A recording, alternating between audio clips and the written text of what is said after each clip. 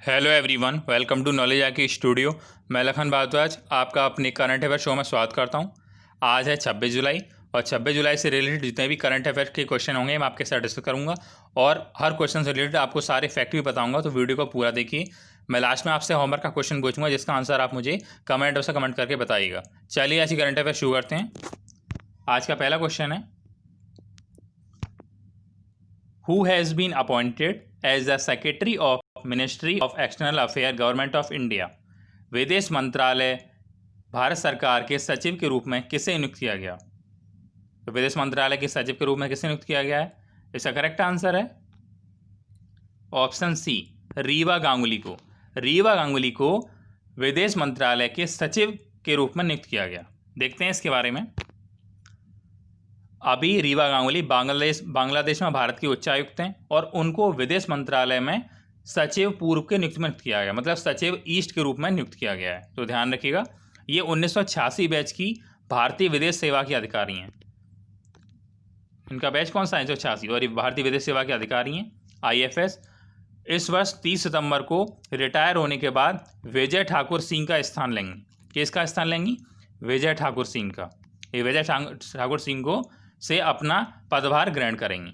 यह वर्तमान में कौन है? वर्तमान में बांग्लादेश में भारत के उच्चायुक्त हैं रीवा दास गांगुली, और इनको विदेश मंत्रालय में सचिव पूर्व नियुक्त किया गया है। Move on next question. Prime minister Narendra Modi laid the foundation stone for the 3054 crore water supply project in which north eastern state.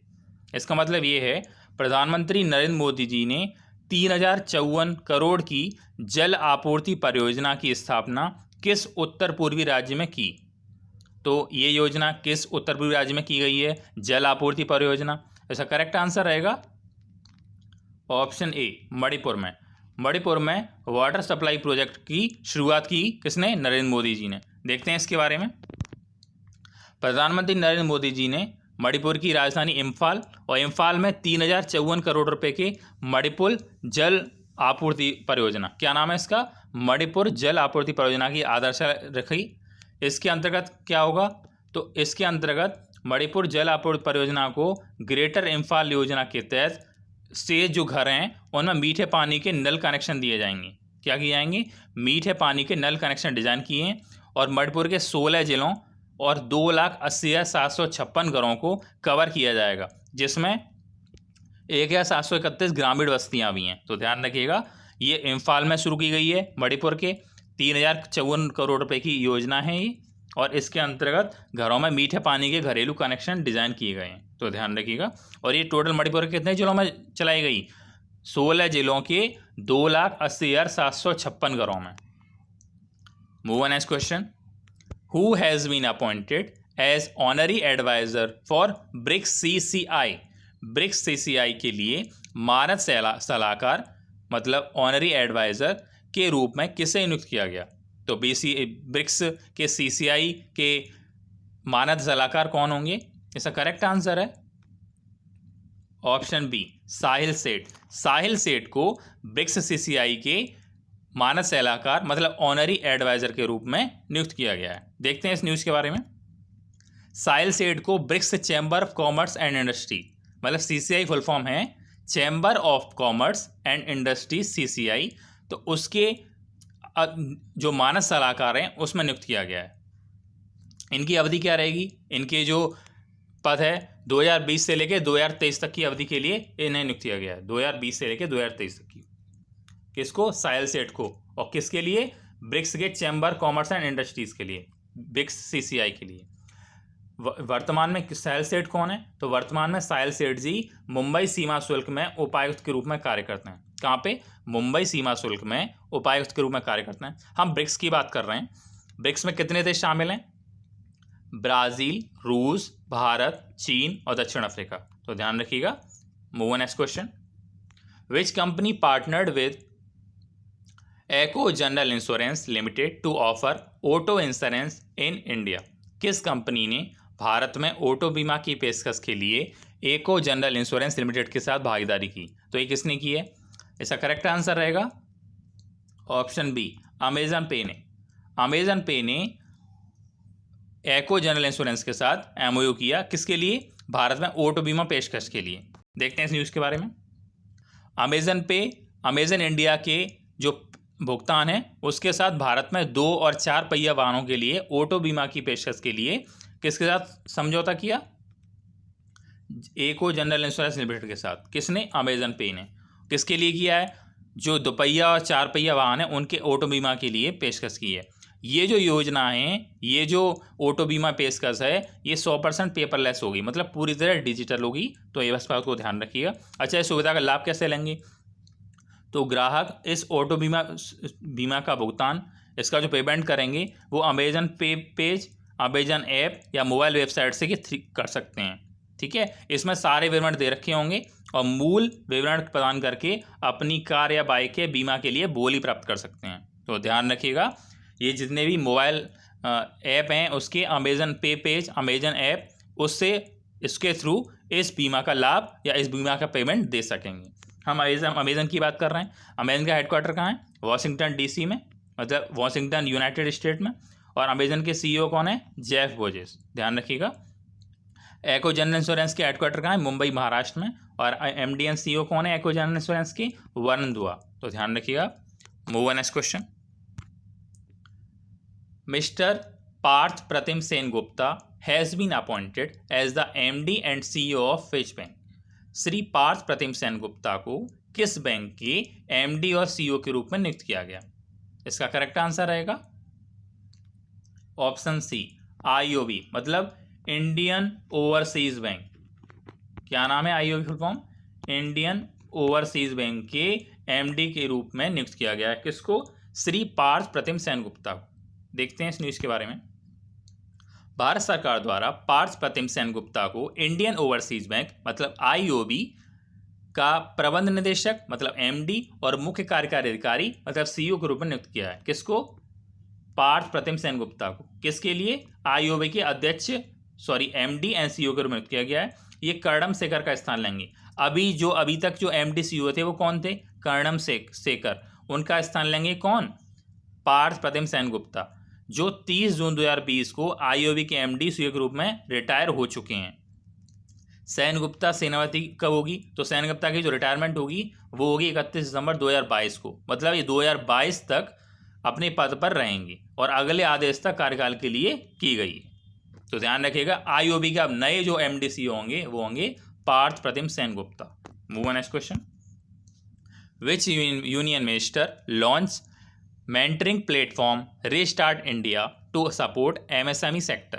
किस केंद्रीय मंत्री ने एमएसएमई सेक्टर को समर्थन के लिए restart India mentoring platform launch किया? ऐसा करेक्ट आंसर रहेगा ऑप्शन बी, नितिन गडकरी। नितिन गडकरी ने, जो हमारे केंद्रीय मंत्री हैं, उन्होंने एमएसएमई सेक्टर के लिए रीस्टार्ट इंडिया ये प्लेटफॉर्म लॉन्च किया। किसने किया है? नितिन गडकरी ने। देखते हैं इस न्यूज़ के बारे में।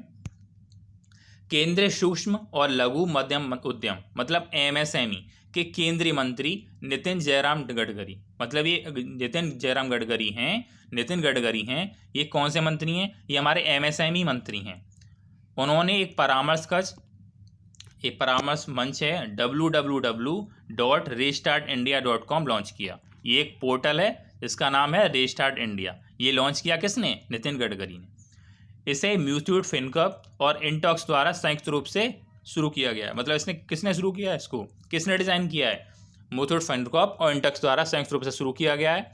रीस्टार्ट प्लेटफॉर्म आम लोगों को वैश्विक प्रबंधन जानकारी और मतलब बिजनेस के बारे में जानकारी देगा। रीस्टार्ट इंडिया प्लेटफॉर्म और विभिन्न क्षेत्रों के विशेषज्ञों और पेशेवरों को जोड़ता है। तो ध्यान रखिएगा, रीस्टार्ट इंडिया एमएसएमई के लिए समर्थन के लिए प्लेटफॉर्म लॉन्च किया गया है। और किसने किया है? हमारे केंद्रीय मंत्री, हमारे केंद्रीय सूक्ष्म लघु और उद्यम के मंत्री नितिन गडकरी ने। Move on next question. Who has been appointed as the director serious fraud investigation office SFIO? Serious fraud investigation office SFIO के निदेशक के रूप में किसे नियुक्त किया गया? तो SFIO के निदेशक कौन होंगे? इसका करेक्ट आंसर है ऑप्शन डी, केशव चंद्रा। कौन होंगे? केशव चंद्रा। इनको नियुक्त किया गया है SFIO का निदेशक। देखते हैं इसके बारे में। केशव चंद्र को निदेशक गंभीर धोखाधड़ी जांच कार्यालय मतलब SFIU के निदेशक के रूप में नियुक्त किया गया है। कॉरपोरेट मामलों के मंत्रालय के रूप में नियुक्त किया गया है। तो ध्यान रखिएगा, जो केशव चंद्र हैं वो AGMU2 कैडर के 1995 बैच के IAS अधिकारी हैं। ध्यान रखिएगा, SFIU भारत में एक धोखाधड़ी जांच एजेंसी है। कौन सी एजेंसी है? SFIU एक धोखाधड़ी जांच एजेंसी है और जो कॉर्पोरेट मामलों के मंत्रालय के अधिकार क्षेत्र में आती है। जितने भी कॉर्पोरेट मामले होते हैं कंपनीज रिलेटेड, उनके अंतर्गत आती है। कौन सी? SFIU। और इसके निदेशक रूप में किसने नियुक्त किया गया है? केशव चंद्र को। Move next question. Which of the following banks has announced a corporate agency agreement with life insurance corporation of India mean LIC to distribute policies? निम्नलिखित में से किस बैंक ने भारतीय जीवन बीमा निगम LIC के पॉलिसीज को डिस्ट्रीब्यूट करने के लिए मतलब वितरित करने के लिए इसके साथ एक कॉर्पोरेट एजेंसी समझौते की घोषणा की? तो LIC के साथ किसने MOU किया है? इसका करेक्ट आंसर है option A, union bank of India ने LIC के साथ MOU किया। किसके लिए? पॉलिसीज को डिस्ट्रीब्यूट करने के लिए। देखते हैं इस न्यूज़ के बारे में। तो भारतीय जीवन बीमा निगम मतलब LIC और यूनियन बैंक ऑफ इंडिया ने कॉरपोरेशन बैंक और आंध्रा बैंक के साथ MOU किया और LIC नीतियों को वितरित करने के लिए और कॉर्पोरेट एजेंसी व समझौते की घोषणा की। तो ध्यान रखिएगा, इस जो समझौते में कौन कौन शामिल हैं? एक तो LIC, union bank of India, corporation bank और आंध्रा बैंक में शामिल हैं पॉलिसी वितरित करने के लिए। जो LIC की पॉलिसी हैं उनको वितरित करने के लिए। इस संधि के अनुसार UBI अपने खाता धारकों को term insurance, pension plan, children plan, ULIP, endowment scheme के LIC उत्पादों की पेशकश करने के लिए एक सुपर मार्केट के रूप में कार्य करेगा। तो इस UBI जो पॉलिसी बेचेगा उनमें ये सारे टर्म दिए गए हैं, इसके अंतर्गत बेचेगा। ये पॉलिसीज हैं बेची जाएंगी LIC की किसके द्वारा? यूनियन बैंक ऑफ इंडिया के द्वारा। Move next question. Which of the following organizations published the Global Right Index 2020 according to which India become the new entrant in the 10 worst countries for working people in the world? निम्नलिखित में से किस संगठन ने global rights index 2020 प्रकाशित किया जिसके अनुसार भारत दुनिया के कामकाजी लोगों के लिए 10 सबसे खराब देशों के समूह में शामिल किया गया? क्या न्याय सदस्य बना है, ये कह सकते हैं। तो ग्लोबल राइट इंडेक्स में सबसे खराब देशों में भारत जो रैंक आई है वो ये कौन जारी करता है? जैसा करेक्ट आंसर है option C, international trade union confederation ITUC। ध्यान रखिएगा, इसके बारे में पढ़ते हैं। अंतर्राष्ट्रीय व्यापार संघ परिसंघ ITUC ग्लोबल राइट इंडेक्स के 7वें संस्करण में, कौन सा एडिशन है? 7th एडिशन है। इसमें कामकाजी लोगों के लिए 10 सबसे खराब देशों में भारत शामिल हुआ। श्रमिकों के अधिकारों के लिए सम्मान की डिग्री 144 देशों को रैंक करता है। अन्य जो देश इसमें शामिल हुए हैं 10 देशों में वो ये हैं बांग्लादेश, ब्राज़ील, कोलंबिया, मिस्र, होंडुरास, कजाकिस्तान, फिलीपींस, तुर्की और जिम्बाब्वे। ये 10 सबसे खराब देशों में शामिल किए गए। Move next question. Who has been appointed as the chairman of Technical Advisory Committee TAC of the National Financial Reporting Authority NFRA? इसका मतलब ये है राष्ट्रीय वित्तीय रिपोर्टिंग प्राधिकरण NFRA की तकनीकी सलाहकार समिति TAC के अध्यक्ष के रूप में किसे नियुक्त किया गया? तो TAC के अध्यक्ष कब होंगे, कौन होंगे? ऐसा करेक्ट आंसर है ऑप्शन बी, R नारायण स्वामी। R नारायण स्वामी TAC के नए अध्यक्ष होंगे। देखते हैं इसके बारे में। तो R नारायण स्वामी को राष्ट्रीय वित्तीय रिपोर्टिंग प्राधिकरण मतलब NFRA की तकनीकी सलाहकार समिति TAC के अध्यक्ष के रूप में नियुक्त किया गया। भारत सरकार द्वारा स्थापित ये एक स्वतंत्र लेखा परीक्षक नियामक है। समिति में अध्यक्ष के सहित 7 सदस्य होते हैं। तो TAC की समिति में कितने सदस्य होते हैं? 7। आप ध्यान रखिएगा। तो आज हमने 26 जुलाई के दिन करंट अफेयर आपका डिस्कस किए और आपको वीडियो अच्छा लगा तो वीडियो को लाइक करें। कल का जो हमारा क्वेश्चन था वो ये था कि when is IPL 2020 edition scheduled to begin? IPL 2020 संस्करण कब शुरू होगा? तो ये शुरू होगा, इसका करेक्ट आंसर है ऑप्शन ए, सितंबर 19, मतलब 19 सितंबर को शुरू होगा। कब शुरू होगा?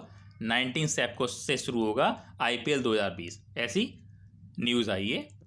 आज का जो हमारा क्वेश्चन है वो ये है इसका आंसर आप मुझे कमेंट बॉक्स में कमेंट करके बताइएगा।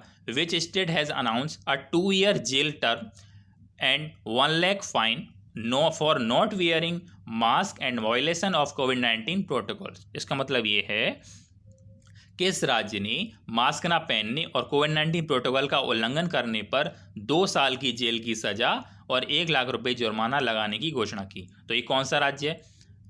तो इसका आंसर आप मुझे कमेंट में कमेंट करके बताइएगा और इसके बारे में ज़्यादा से ज़्यादा लिखिएगा।